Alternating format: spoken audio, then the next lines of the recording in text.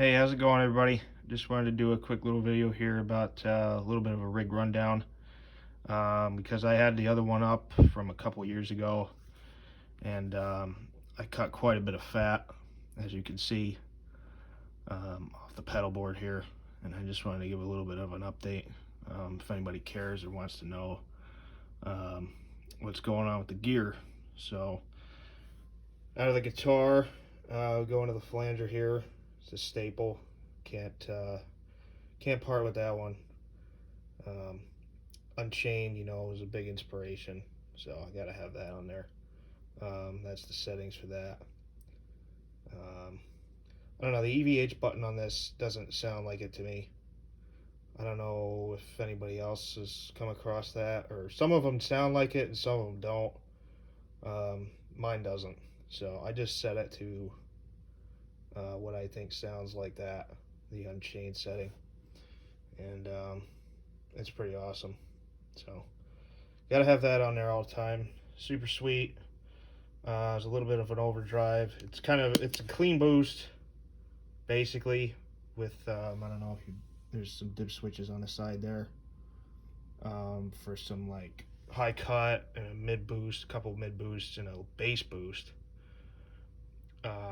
Like I said, it's just basically a clean boost, but he just gives it a little extra juice. Because sometimes I feel like the blue channel on the EVH is a little bit. It sounds really good by itself, but it's a little. Sometimes it could use just a little kick. So that's what that does. I got it on the high mid boost only. Really good pedal. I haven't been able to kick that one off my board either. It just does what I want it to do. So yeah, that's out of the guitar, flanger, super sweet, and then the blue cable goes over here to the carbon copy, which is in the front. I use that for sort of the slapback sometimes with the Van Halen songs, and it does the eruption thing, the dive at the end of eruption. If you go like that, and then boom. That's on one of the versions I did of that.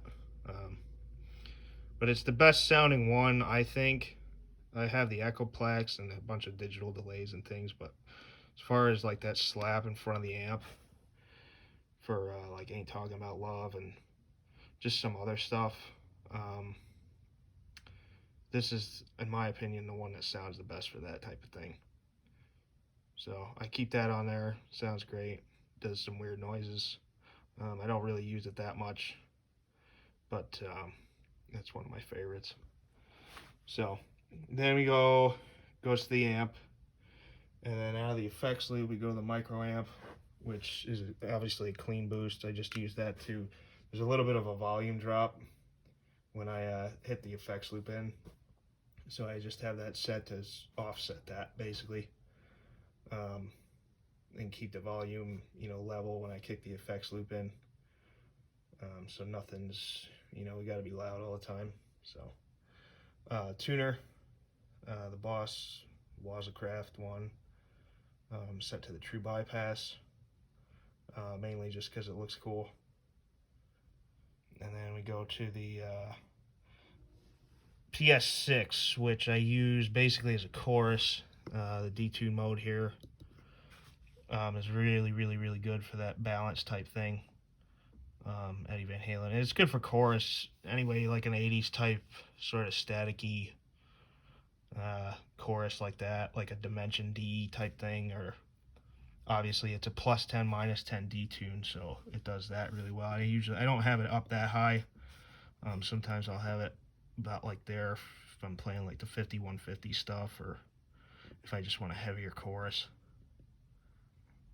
And like I said, for this I use the +10 and the -10 double voicing, because the 215s are a little seasick and gross. So that's a really good pedal. And then this DD8 has been a workhorse. This is the last one in the chain here. I usually have it on the warm setting, just because it's a clear regular digital delay, but it's just a little bit, it blends in a little nicer than like the standard. So yeah, I use the warm, and the analog a lot, and sometimes the modulated one. But yeah, these are kind of bucket head, sort of dotted eighth, big Sir Moon settings here, but I usually have it like something like this, just for, you know, some ambience and whatever behind the guitar. That's a really, I like this pedal a lot. I bought it and I didn't really think I was gonna like it so much, or you know, I kind of thought it was gonna be like just another regular digital delay, but it's been really good for me. Just sounds great. The only other one I have here is the new SDE3, which I put a comment in one of the videos. I used it on one of my original songs there. It's good for cleans. I really like this for cleans. The modulation is good. The dual delay thing is really cool. But it's just slightly, for my taste, it's slightly bright for the distortion. It's a little, just a little needly in the top end. But it sounds great. Other than that, it's really cool. And then obviously this is a new thing, I guess. The power supply. I had the MXR, the ISO break, and it was kind of giving me some trouble, so I just figured I'd grab a new one. This is rock solid. No noise at all. Obviously it does whatever I need it to do with power supplies here. Got 9 volts, and then the Adjusto ones. And then if I gotta charge my phone or whatever, I guess I got that. But that's the pedal board. And I got the foot switch. Yeah, and then I guess this is what I use to record these days. Sennheiser MKE 400. It's not really a guitar recording mic, but it does the job. It sounds pretty good, I think. Sounds better than recording with just my straight phone anyway. So I use that. I use that one. I have a couple other ones, but that one sounds the most like what I'm hearing, like sitting right in front of my amp here. So that's what I try to do. I try to get that sound and, you know, like one take type things. I try to get it across as raw as possible. So that's the board, the amp, EVH, settings, or thusly. And probably the most important thing, this is a Lion that Buckethead gave me a couple years ago when I was at the show. It was way down in front. So that's where most of the tone comes from. So unless you got one of these, I don't know. I almost forgot here about picks and strings too. I've been using these 9 to 46 Darios. I always use the Darios. And I was using these ones just because I felt like I needed a little bit. I was using 9s before. I needed a little bit thicker strings on the bottom. Not so much for sound really, but just the feel of it.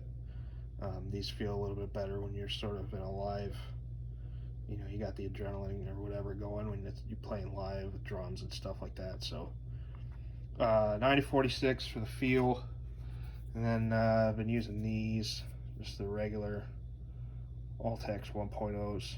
I was using Tortex for a while, but these are really good. A little bit thicker, a little brighter. They wear about the same, at least when I'm playing them. But yeah, these have been really good. So yeah, that's it. I guess I have all the Marzio cables because I just got sick of like buying cables over and over again. They all break and stuff. And these I've just not. This tan one here I've had forever, and I haven't been able to kill it. So I just took the plunge and bought a bunch of those. So they've been working great. Yeah, and I guess that's the rig. Nothing too super fancy, but does the job. So, all right, thanks for watching. I'll see you around. I got a couple new originals coming up here, and maybe I'll get back to some covers and stuff. So, yeah, again, thanks for watching. We'll see you next time.